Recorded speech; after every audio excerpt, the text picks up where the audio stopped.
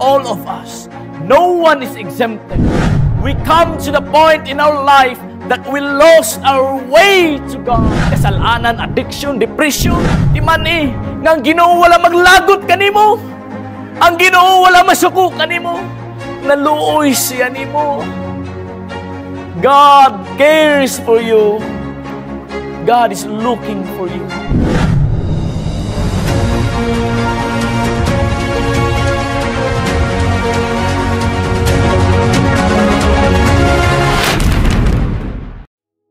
Where are you? Asa naman ka karon? Maunang pangutana sa Ginoo ngatong tun-an karon. Nainumdum ko sa diha nga bata pa ko around 4 years old. Naitabo nga kung ginikanan, gibunalan ko nila, gikasab-an ko, mo to nga grabe na kong hilak. Ug niabot sa punto nga nakauna-una ko nga di man siguro ko nila tinuod nga anak. Ampun ra man siguro ko. Mo to nga nakauna-una ko nga mulayas. Around alas 9 sa buntag, wala na ko nila nakitaan. Na-missing ko, grabe nilang pangita adto sila sa kining suba, ilalom sa tulay, dito ko maglaag, adto sa mga silingan, basig naaran, nagdula-dula, adto sila sa baybay, sa dagat, nagyud ko nila nakitaan. Ang tibuok, ang mga silingan, grabe nagtabang, nagpangita, na-missing nagyud ko. Around alas 3 sa hapon, samtang akong magulang nga babae, nang hinlo sulod sa balay na nilhig. Nilhig niya, pagkuot niya sa ilalong bangko, perting kurata niya. Nakitaan niya ko dito, nagloko. Ay. Naaramanday ka diri, nagkabuang may pangitan mo. Di yun na ako malimtan. Samtang na ako dito, si lalo makita na ako ang ilang mga tiil.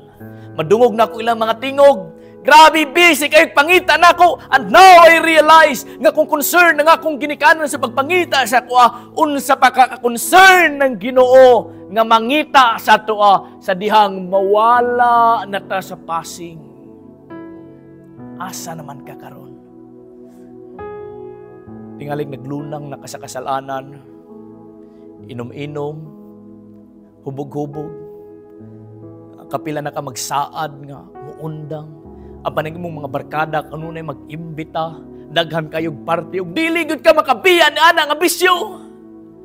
Ninumdum ko na ako'y kaila nga sa dihang manimba mi inig humag simba paniudto sabay mig paniudto. Pag humang kaon matingala lang mi nga mawala ra sig kalit.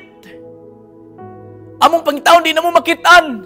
And later on we found out nga muadto di siya sa lugar sa dapit nga diin walay makakita aron manigarilyo. Luod baya kayo ng kada humagkaon nga dili ka makasayop og sigarilyo. Grabing struggle sa kining addiction. Tingalig ng uban nag-struggle sa marijuana ug shabu nga kanang gusto na magbag-o sa ilang kinabuhi apan ang iyang lawas magapangita niini. Sa nga college ko, nag-eskwela ko sa college. Sa kapanahon ni Ana, adunay bata nga nisulod sa amo ang payag-payag. Grabing hilak niya. Moto nga tingala ko, nagdangoy-ngoy ang kining bata niya at dungol sa kuha. Ug niingon, I know you are a theology student. I know you're close to God. Please pray for me. Pray for me. Gibiyaan ako sa Ginoo. Kay sige kog lantaw, na-addict na ko sa bold ug pornography. Wa ko kabalukon sa buhaton. Nakuratan ko. Kahilakon ko maglantaw. Nga kining bata nga 13 anyos nag-struggle na niini nga butang nga bisan bata pa siya. Moto ako siyang giduol, giampuan, ug hangtod karon wala gud siya makabalo. Nga sa dihang wala pa siya mo duol og misulod sa payag, gikan ko naglantaw og bold. Boys, let's be honest. Nga daghan mga tao nag-struggle niini. Frankly, daghan ang mga tao nga abi natugdasig sigig simba. Basag Biblia, maayo mo ampo, maayo mo wali, but deep inside nag-struggle sa ilang spiritual life. Ang uban, premarital activities, premarital sex, madepress, biyaan sa uyab, labi na makabalo ang mga silingan, apil ang tibuok nga barangay. Grabe, depression. Akong angkol, mo tong unang magtutuo sa amoa, nangalagad si Ginoo nga malipayon. Maayo kayo ilang kinabuhi. Niabot ang panahon nga sadya ang iyang asawa nanganak ngadto sa ikalima nga bata. Nakagawas man ang bata, apan namatay ang iyang asawa. Lord! Kulang pa bang tibuok na kung kinabuhi ang oras nga mong gihatag sa imo nga imong kuhaon ang akong pinalangga ang asawa? Sugod ato, wala na siya mosimba. Wala na siya mga lagad sa Ginoo. Daghan ang mga tao nangawala sa diha nga maabot ng problema sa kinabuhi. Sa diha nang muatake na ang mga lulan, ang bagyo sa kinabuhi. Kalisod, kapobrehon, say matingala na lang tanga, hangtod karon ang Ginoo wala gyapon magtubag sa atong mga pag-ampo. Maabot na sa atong una-una nga Ginoo wala gyud magtagad sa ato. Nayuban matingala na lang ta nga sige nag-absent hangtod makaundang nag-eskwela, dili mo gawas sa kwarto, mo gawas na lang og mukaon adto ra dito magkulong siyang kaugalingon atubang sa kining cellphone. Hey! Are you crazy? Ingon ana ta mo badlong. Nabuang na ka. Unya ipanglibak ngadto sa kadaghanan. Tungod kay wala ta makatamak sa ilahang kining sapatos. Adunay usa ka tawo kung nakita mo, nagvideo siyang kaugalingon, gibutang niyang cellphone dito sa kahoy, niya gibubuan niya ang iyang lawas og gasolina. Unya giyang gisindihan, gisunog ang iyang kaugalingon, hangtod sa kamatayon nag-antos ang iyang lawas na himong abo. Grabe. Sa karon nga panahon patay dito, patay diri, suicide dito, suicide diri. Daghan kayong na-depress. Daghan kayong nangawala. The point is, all of us, no one is exempted. We come to the point in our life that we lost our way to God. Ang uban nakalabang na ug nakaaginan ini. Ang uban moagi pa niini ug ang uban na stranded karon niini. Kung ikaw naglunang nawala karon. Tingalig tungod sa sayop nga pagpili, sirkumstanya sa kinabuhi, kasalanan, addiction, depression. Di man nga ang Ginoo wala maglagot kanimo. Ang Ginoo wala masuko kanimo. Naluoy siya nimo. God cares for you. God is looking for you. Sa panahon ng atong unang ginikanan, si Adan ug si Eva, sa diha nga sila nakasala ni kaon sa prutas nga gidili sa Ginoo, nawala ang himaya, naulaw sila sa ilang kaugalingon nagtago-tago. But God, unsa iyang pulong, una nga pulong nga nigawas iyang baba. Where are you? Nangita ang Ginoo sa ilaha. Nangita ang Ginoo. Ug sadyang nakita na si Ginoo, gimuan sila og sinina.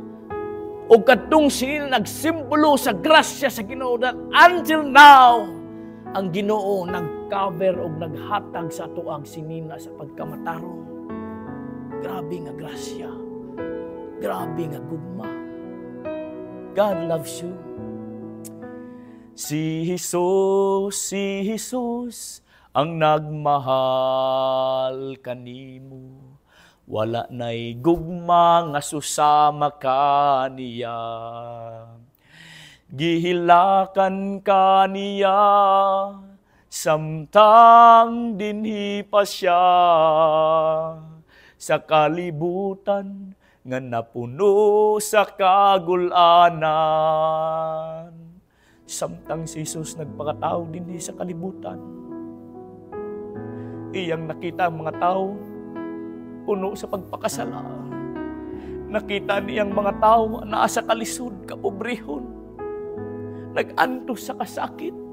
Gikumot ang iyang hunaw, ang iyang kasing-kasing. Labing hilak sa Ginoo. Nakita niya mga tao nga nangawala, nagkatibulag, nga daw karnero nga walay magbalantay. Iyang ginaduaw, dili lang ang masakiton, lakip katong makasasala nga naglunang sa kasalanan sama nimo ug nako. Sa panahon sa iyang pagkabadhaw, naitabo ng iyang mga disipulo nawala sa pasing. Ang ilang trabaho nga mangisda og tao, nibalik sa sila sa karaan nilang trabaho nga mangisda didto sa dagat. Didto sila nangisda, tibuok gabi, wala sila ikuha. Sa diha nga nidunggo na sila sa baybayon. There was a man standing on the shore. And later on, they realized that it was Jesus kaning sugat sa ilaha. And Jesus directed them the right path. Nga ilang atimanon ang karnero sa Ginoo ug mao na ang ultimate nilang trabaho. God, Jesus directed them sa sakto nga dalan. Sa diha nga naglunang sila didto sa dagat sa kangit-ngit sa kagabion, Jesus was there waiting. Nagulat sila didto sa daplin sa baybayon. Tingalig, ikaw karon naglunang sa kasalanan. Naglutaw-lutaw, ginamba-lamba sa mga balod, mga problema sa kinabuhi.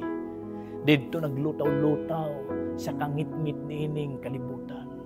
Remember always, Jesus is standing on the shore waiting for you.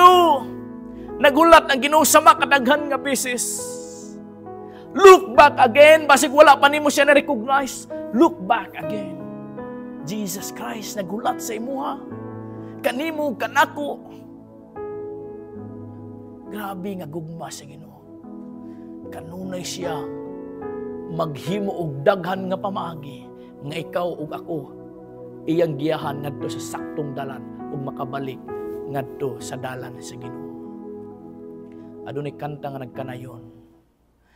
Time after time, He has waited before, and now He's waiting again to see if you're willing to open the door.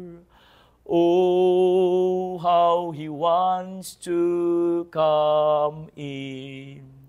Gusto ang Ginoo nga mosulod sa atong kinabuhi. Mag-ampo ta. Dalaygon silimbahon nga Ginoo. Salamat kayo sa imong dakong gugma, sa imong dakong grasya. Sa makadaghan nga beses kami mawala amahan sa pagpangalagan, mawala kami sa saktong dalan. Salamat ang Ginoong Sus nga kanunay nagulat sa baybayon, sa lapyahan, sa kaluwasan aron sa pagdirect sa amoa sa saktong dalan. Amahan, amoy kang pasuglon din sa mong kasing-kasing. Salamat kayo sa kaluwasan nga imong gihatag. Sa ngalan sa Gawon ni Jesus. Amen. Daghang salamat sa imong paglantaw. Ako ang imong ubos nga gala, Rene Glenn Paglinawan. Kung napanalanginan ka niini, palihog kog i-like ug i-share kani nga content. Ug ayaw kalimot i-follow ang ato nga Facebook page, Simba Ko. Hilabi na gyud ang pag-subscribe sa ato nga YouTube channel. Hangtod sunod nato nga pagkita. God bless.